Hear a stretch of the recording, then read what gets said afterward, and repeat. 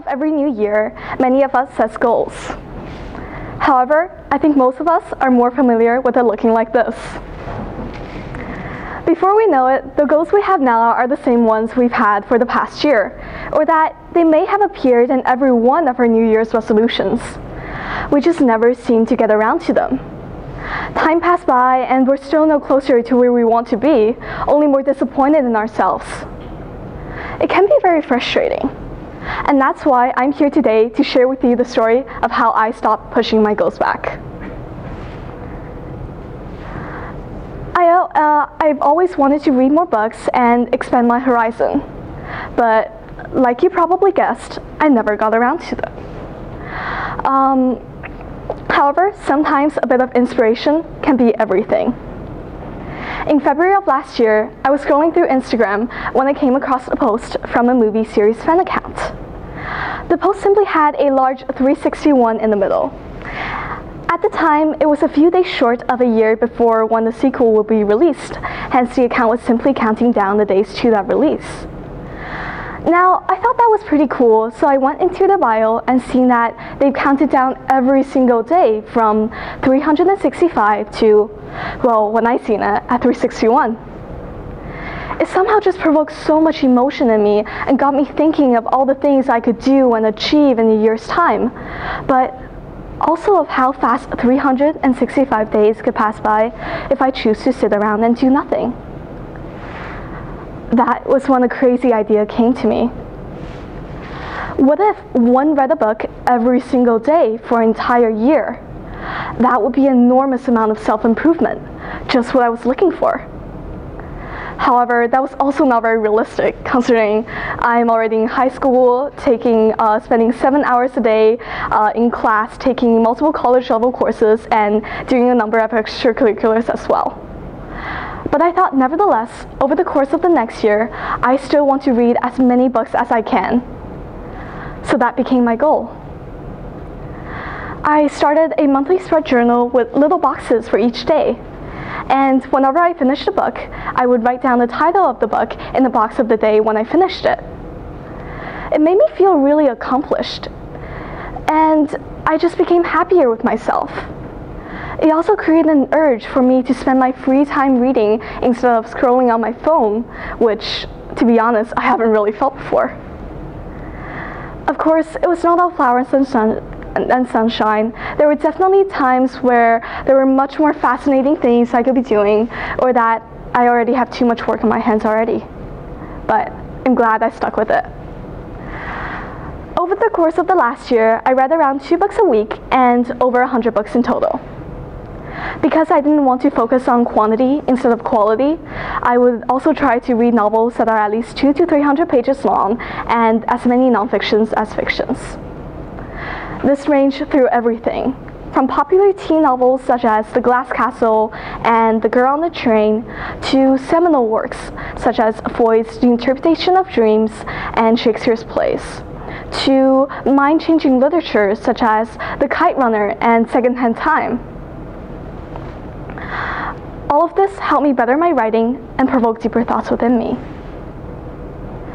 Now, I know not many for some average readers, but for someone like me who was never too into reading before this, the works that I read in the past year changed me as a person more than I can express. It altered my perspective and broadened my view. It honestly had to be the best decision I've ever made. Okay, well, we see people out there achieving their huge goals and ambitions every day. Mine being much smaller than most. But when it comes to ourselves, it often just doesn't work out. So what can we do?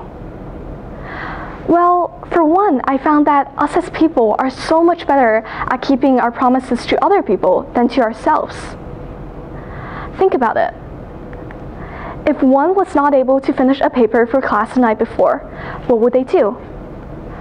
Well, they would probably go as far as pulling an all-nighter to finish it.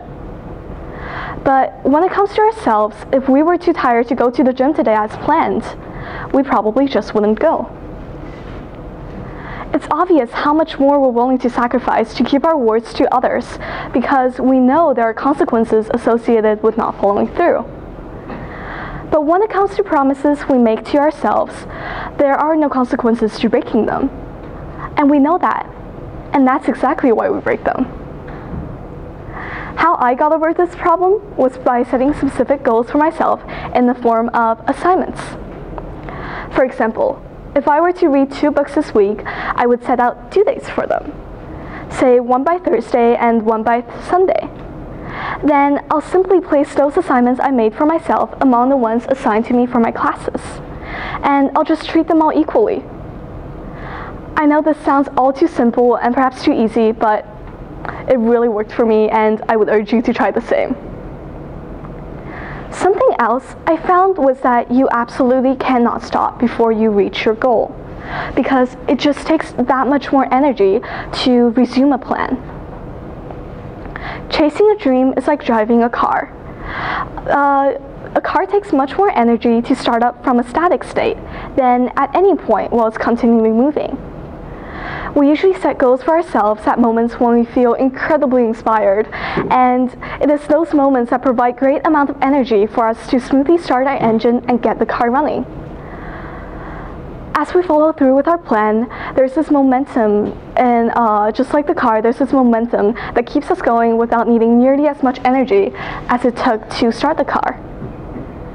But whenever we take a break, this momentum goes completely away, and we'll have to start up all over again, which just takes that much more work. And often, it ends in us never getting around to resuming that plan. Lastly, I'll be first to admit that huge, ambitious plans are intimidating. So it's better to start with smaller goals at first and get accustomed to meeting them. As we work up this confidence derived from achieving those smaller goals, it helps provide us with momentum to pull through with the bigger ones. And I think that's one of the main reasons why those who are successful just always seem to be getting more successful. Now that we're at the end of my presentation, I sincerely hope that by sharing my story and strategies I found along the way, I can inspire some of you guys to achieve your amazing goals. Because before finally starting this reading challenge I imposed upon myself last year, there were tons of other goals I had and things I wanted to do that I never followed through with. But through discovering what worked for me, since then I've been able to manage a few other challenges I had for myself that I'm equally proud of as the one I just told you guys about. This was a turning point for me, and perhaps you already found yours. But I just hope that if you're still waiting for it to come by, I can be that little bit of inspiration for you to make it happen. Just like that Instagram post was for me. Thank you.